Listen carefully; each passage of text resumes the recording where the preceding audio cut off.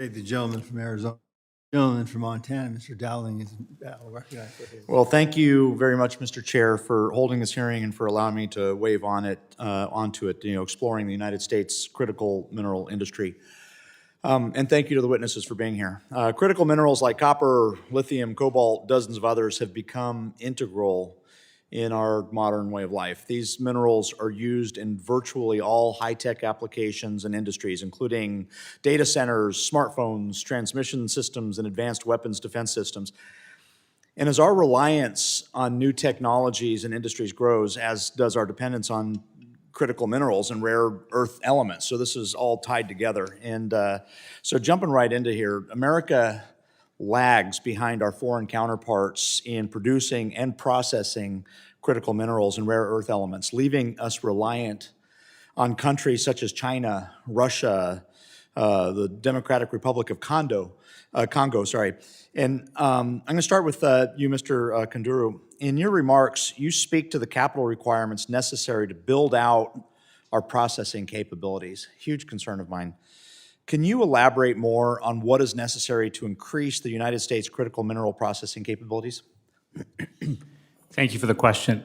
Yes, I think we've talked a lot today about how China dominates processing, and the way the Chinese have built their processing capability is they've had this, they've got three things. One is state support, low cost, and speed. So they started building plants at small scale rather than spending 2-3 years on design of a plant and building a large plant. Build small plants, run them, learn, and then builds the next biggest plant. Right. And obviously, it's gone on for multiple decades, and we've done that. I think what we can do here in the United States is to do something similar, but do it a little bit more faster, where if you can start building a plant but that needs very low time for permitting, building, operating, and running it, and then quickly doing the feedback loop to grow to the next scale. Yeah. I think that will really enhance the way. Yeah, I think that's a huge issue. I mean, we pull a lot of stuff out of the ground in Montana, but the ability to actually process it is an issue, and restrictions on rapidly permitting and getting things to market, huge issue that I'm very concerned about. Can you describe how controlling this entire critical mineral life cycle would be advantageous, from an economic and strategic perspective? Yeah, absolutely. I think the challenge is that this country is already geologically gifted, that there's enough critical minerals available here. The challenge over the last few decades has been that while we could mine and pre-treat them, they had to go overseas to process them. Right.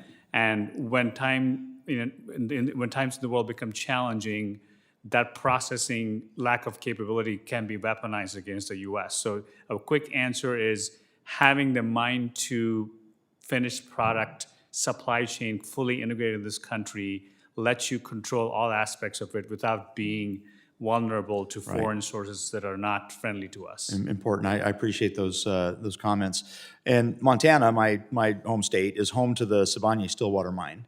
And this is the United States' only platinum and palladium mine. And due to Russian market manipulations, the mine was forced to scale back its operations and lay off over 700 workers end of last year. Incredibly meaningful to Stillwater County, Yellowstone County, and my district. And not just the national issues, but the local economic issues. I'm going to move on to Mr. Lugansky. Your comments include concerns surrounding commodity pricing uncertainty. What steps do you think Congress can take to combat similar efforts by international entities to dominate commodity markets and crush American competition?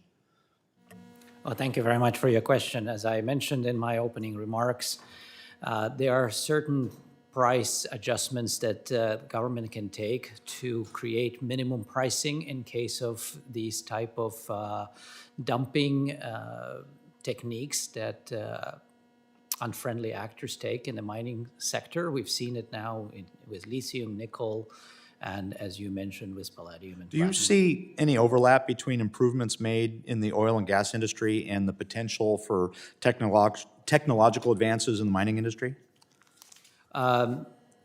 Indeed, as I said, first of all, one of the biggest inefficiencies in mining is that we do not understand geology very well. And when we start for mining, we create actually more waste than we expected.